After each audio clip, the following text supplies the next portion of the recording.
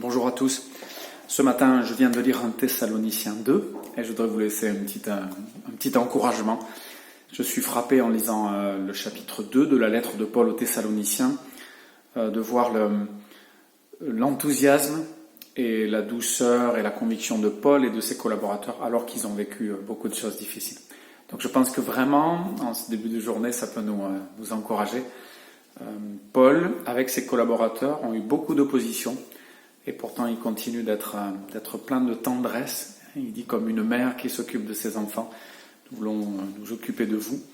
Et puis, il y a aussi cette parole que je trouve très belle et très importante. Paul dit qu'ils ont cherché à aucun moment la faveur, les compliments, les éloges.